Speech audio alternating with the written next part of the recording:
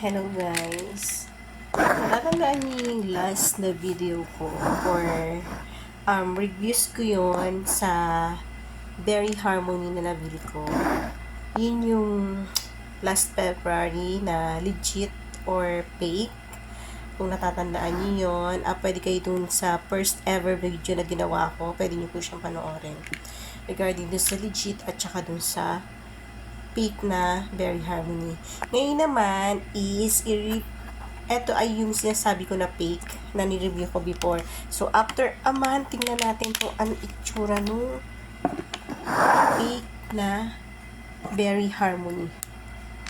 Tapos, ayan. Ayan. Nakita ko na ito before. So, tingnan niyo yung kulay. Tingnan niyo yung kulay. Kung ano kulay niya. My goodness. Ayan, buti na talaga hindi ko to ininom. Oh, ayan na siya. Ayan, dark brown na siya from yellow. Kaya guys, so ingat-ingat talaga sa pagbili ng mga product. Ang dami kasi naglipa ng fake ngayon. So, pag may lumabas na magandang produkto, ginagawan agad nila ng imitation or fake version para lang kumita ng pera. Imagine that. Kung iinumin ko to, ano na kaya naging sakit ko, ano?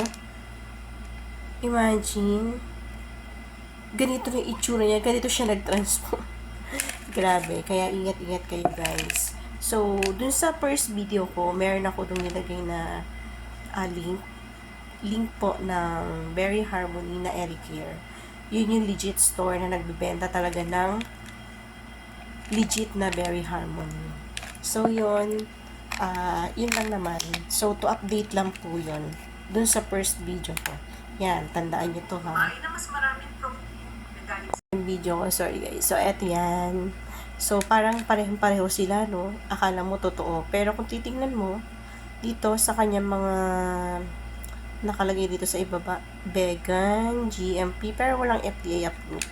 So, nag-research din ako before. Wala talaga siya sa FDA. Hindi siya FDA approved.